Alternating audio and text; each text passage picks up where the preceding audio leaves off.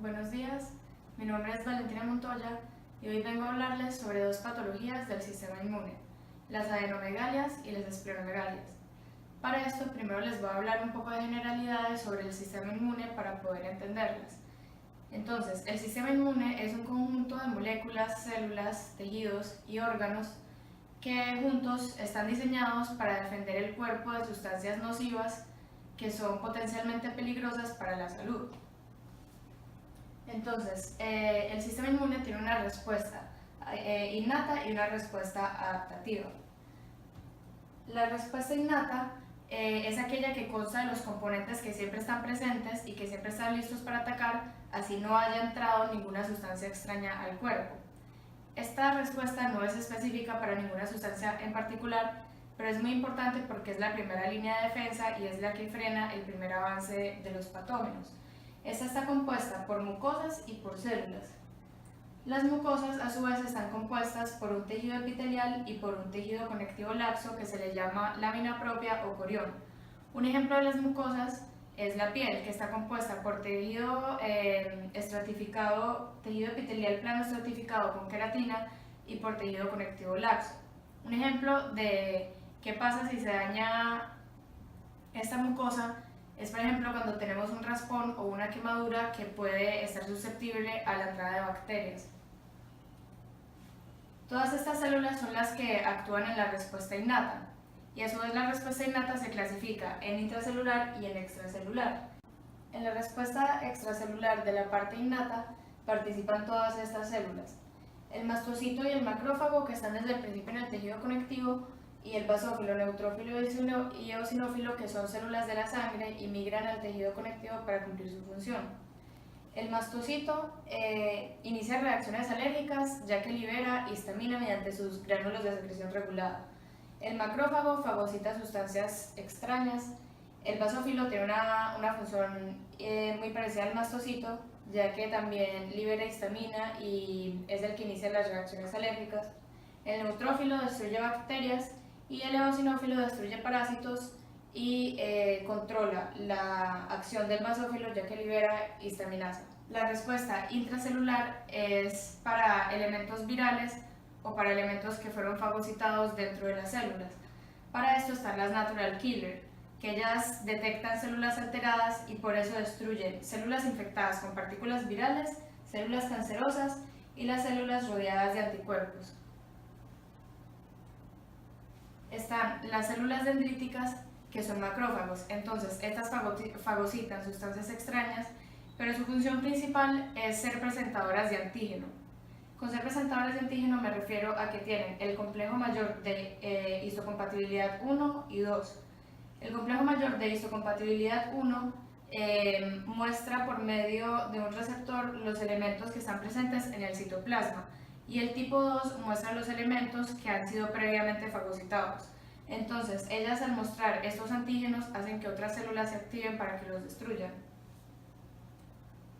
La respuesta adaptativa pasa después de la respuesta innata y lo que hace es que la fortalece y la refuerza.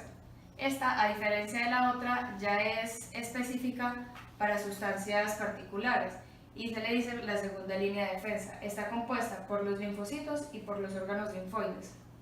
Entonces, primero vamos a hablar de los linfocitos. Hay tres tipos de linfocitos: linfocitos B, linfocitos T y los nulos, que son todas las células madres circulantes, y los natural killers también se incluyen acá.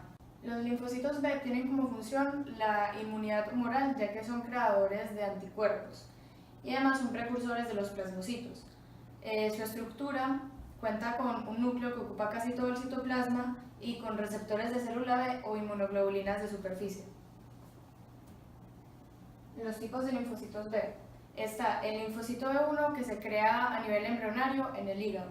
Entonces, como podemos ver en la ontogenia, viene de una célula madre hematopoyética pluripotencial, luego precursor linfoide común, linfocito pre-B, que aquí ya empieza a adquirir las inmunoglobulinas o los receptores de superficie, y luego pasa a la cavidad peritoneal, donde ya adquiere la inmunoglobulina M. Los linfocitos B2, primero está el linfocito B inmaduro, que se crea en la médula ósea y como tiene inmunoglobulina M que no es suficiente para protección, tiene que seguir su maduración en el vaso, donde se convierte en un linfocito B2 de transición. Luego este linfocito B2 de transición se convierte en linfocito B2 folicular, que además de inmunoglobulina M adquiere inmunoglobulina D, y el linfocito B2 de zona marginal, que solamente tiene inmunoglobulina M. El linfocito B2 de zona marginal se queda en el vaso, en esta zona marginal entre la pulpa blanca y la pulpa roja, y toda su vida va a producir solamente inmunoglobulina M. Mientras que los linfocitos B2 foliculares se pueden quedar en el vaso o pueden migrar a órganos linfoides secundarios. Entonces, en el primer encuentro con un antígeno, este linfocito B2 folicular se convierte en un plasmocito y en un linfocito de memoria, y este plasmocito genera anticuerpos de inmunoglobulina M. Ya en un segundo encuentro no actúa un linfocito B2 folicular, sino uno de memoria, que hace que el plasmocito genere anticuerpos inmunoglobulina G que son mucho más eficientes. Ahora tenemos los linfocitos T. Su función es la inmunidad celular, que es el ataque directo célula a célula. En su estructura, a diferencia de los otros, poseen un receptor de células T y su maduración es en el órgano timo. El primer tipo de linfocito T son los linfocitos citotóxicos, que son los que atacan las células que están alteradas para destruirlas. A veces necesitan la ayuda de células dendríticas para que les muestren un antígeno y poder crear linfocitos T de memoria y linfocitos T citotóxicos activados, que son los que van a destruir mediante sus gránulos de secreción regulada, que son perforinas y granzinas, las células alteradas. También están los linfocitos T ayudadores, que son los que ayudan a los linfocitos B a dividirse en plasmocitos y linfocitos de memoria, que cuando llega un antígeno al linfocito B, estos buscan un linfocito T ayudador y estos, mediante la estimulación de citoquinas, hacen que ocurra la mitosis. Ahora les voy a hablar sobre los folículos linfoides. Los folículos linfoides son la estructura donde están las divisiones de los linfocitos B. Los folículos linfoides se encuentran en los tejidos linfoides asociados a las mucosas o en los órganos linfoides secundarios.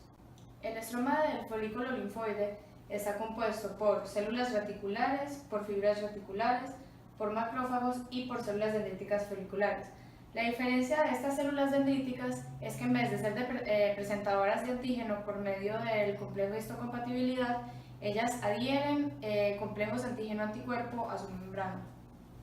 Un folículo linfoide activo consta de una corona donde están todos los linfocitos activos y de un centro germinal donde se están dando todos los pasos para que un linfocito B llegue a ser un plasmocito y un linfocito de memoria.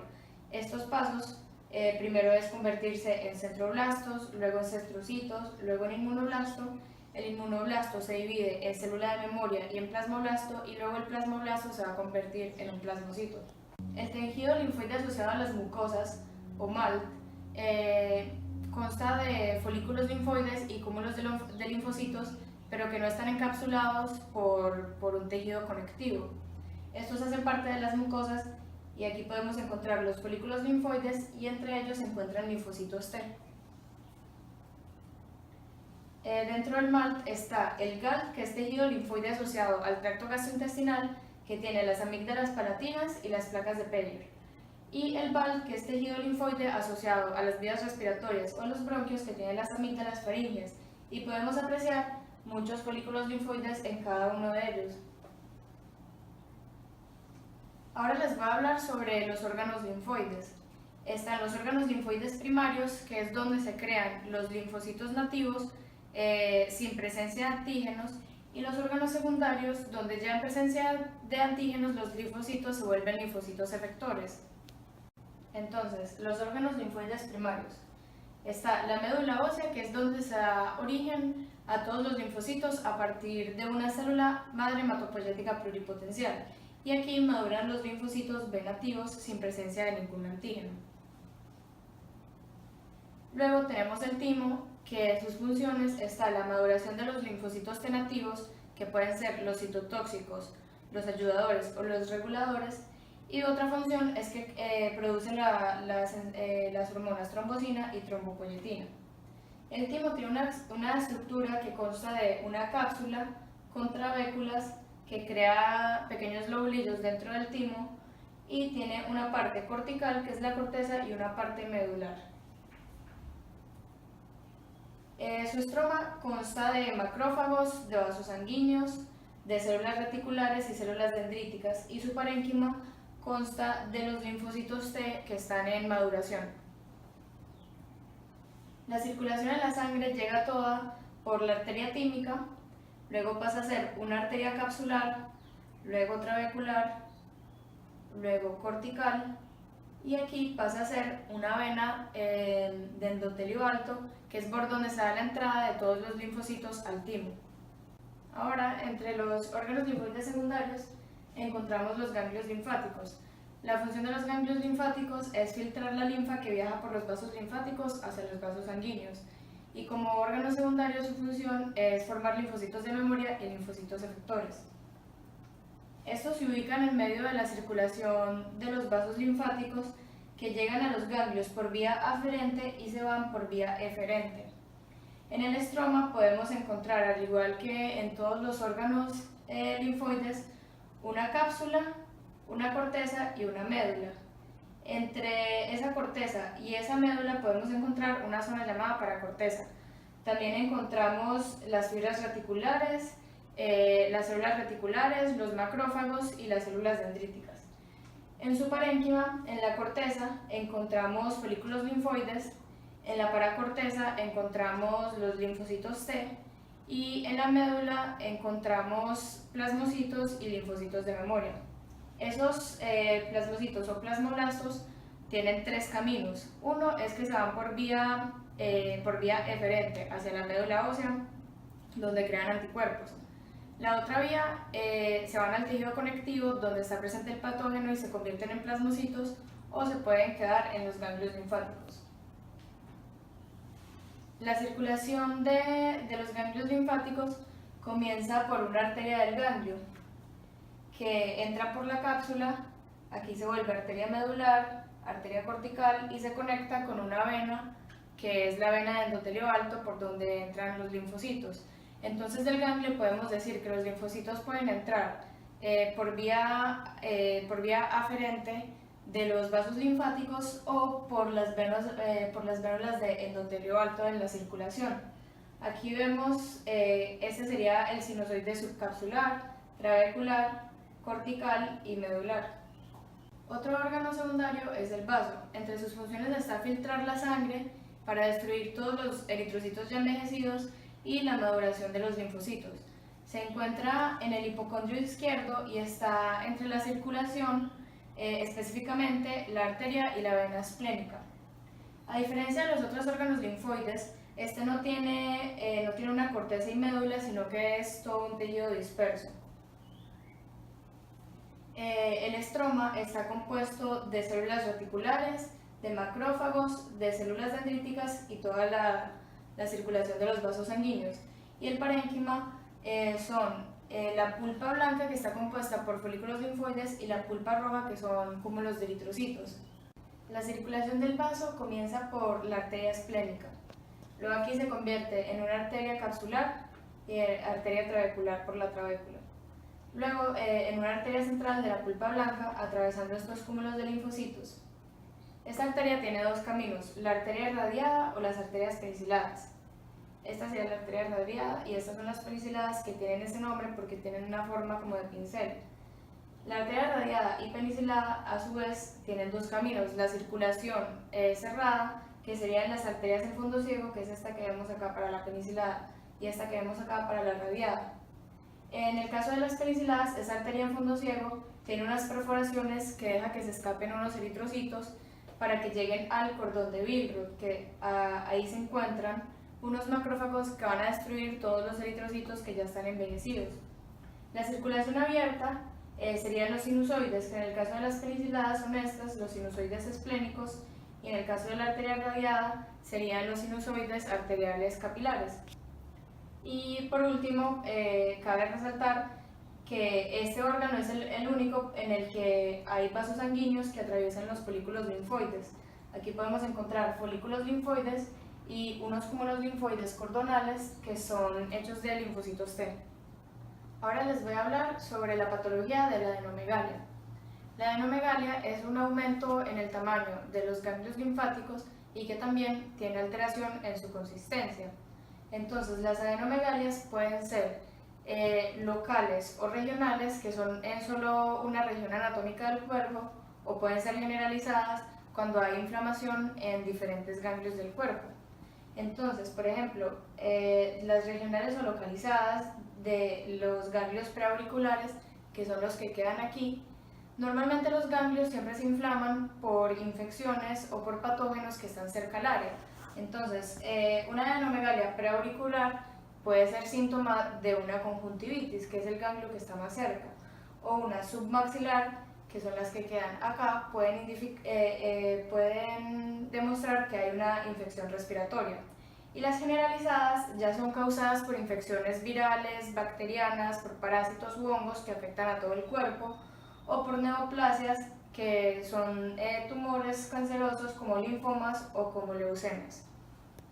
Aquí podemos ver dos tipos de adenomegalia. Esta sería una cervical, de los ganglios cervicales, y esta sería una adenomegalia cervical masiva y fuera de eso una supraclavicular.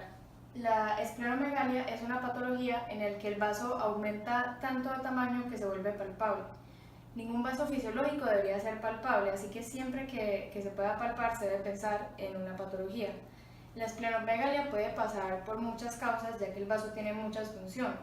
Una de estas puede ser por el exceso de macrófagos por agentes infecciosos. Cuando viene algún patógeno y entra al vaso y hay sobreproducción de macrófagos y están trabajando mucho, eso hace que el vaso crezca de tamaño. También puede ser por enfermedades hemolíticas. Como vimos anteriormente, el vaso es el encargado de la hemólisis extravascular de la sangre, es decir, de destruir todos los eritrocitos que ya están envejecidos. Entonces, en alguna anemia o en alguna enfermedad que se estén destruyendo muchos eritrocitos, el vaso está trabajando demasiado y también se crece. O por una enfermedad hepática, ya que el vaso está comunicado por medio de la vena y la arteria porta con el hígado. Entonces también por enfermedades como cirrosis alcohólica se puede dar un gran crecimiento del vaso porque hay un taponamiento. Y bueno, por último, esta es la bibliografía, que es el libro de Histología de Ross y los artículos médicos sacados de la Biblioteca de Fundadores del CES de Clinical Access. Gracias.